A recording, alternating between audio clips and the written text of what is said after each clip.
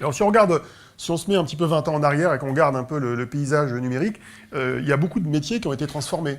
La Poste, aujourd'hui, ne peut plus faire le même métier qu'à 20 ans. Il y a moins de courriers. Par contre, il y a plus de colis qui sont livrés du fait du commerce en ligne. C'est un métier qui a été complètement transformé. La banque a été transformée en 20 ans. Une grande partie des tâches de base qui étaient réalisées dans les agences bancaires maintenant sont réalisées en ligne ou dans les distributeurs automatiques. Résultat, le métier du banquier a changé, le métier des agences bancaires, en tout cas dans la partie retail, a changé.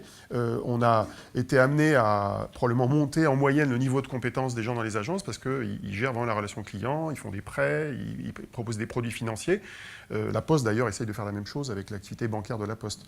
Donc, ces métiers ont été transformés. Évidemment, tous les métiers de la distribution ont été modifiés par l'arrivée du numérique, même si la part du commerce en ligne reste encore faible, je crois que c'est moins de 10% sur l'ensemble du commerce dans l'ensemble des pays, mais comme elle est en croissance permanente, et dans certains secteurs d'activité, elle est très élevée, notamment dans les biens culturels, dans le matériel électronique.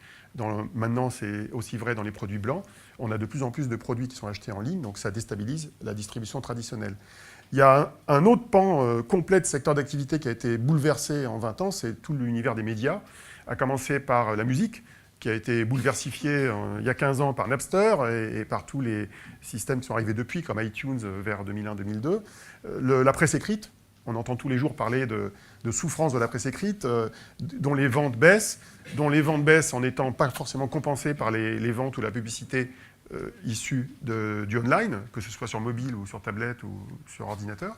Et donc on a un milieu qui est extrêmement déstabilisé et qui d'ailleurs est déstabilisé avec une migration de valeurs qui a une caractéristique assez spécifique. C'est ce qu'on appelle la déterritorialisation des revenus. Je reprends, déterritorialisation. Ça veut dire quoi? Ça veut dire qu'en fait, historiquement, la presse locale dans un pays, que ce soit la presse régionale ou la presse nationale, était financée par de la publicité d'acteurs locaux. Et il y avait un système fermé en France, comme dans tous les autres pays du monde, qui finançait la démocratie, les petites annonces et le secteur économique local. Aujourd'hui, on a un système qui n'est plus un système en boucle locale, c'est un système en boucle ouverte vers l'étranger, puisque Google représente aujourd'hui la moitié du revenu publicitaire de l'ensemble de la publicité en ligne dans le monde, qui elle-même représente environ 20% de l'ensemble du marché publicitaire.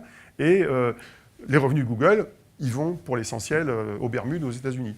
Ils ne vont pas en France. Ils ne réalimentent pas le système économique français. Ce qui fait que pour acheter la paix dans les pays où il est présent, Google réinvestit un petit peu de son argent pour dire non, non, je ne suis pas si méchant que ça. Résultat, il crée un fonds de 60 millions d'euros signé à l'Élysée avec le président de la République pour dire oui, j'aide quand même la presse locale.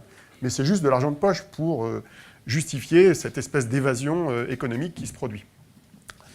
Je passe parce qu'on pourrait citer tous les autres métiers qui ont été bouleversés. L'automobile, alors j'ai mis en bleu dans mon petit schéma ici ceux des secteurs qui n'ont pas encore été complètement bouleversés par cette disruption, par ces disruptions néo-digitales, mais qui vont l'être radicalement. L'automobile, avec la conduite automatique, va être complètement transformée dans les 15-20 années qui viennent. Le monde de la santé, très probablement.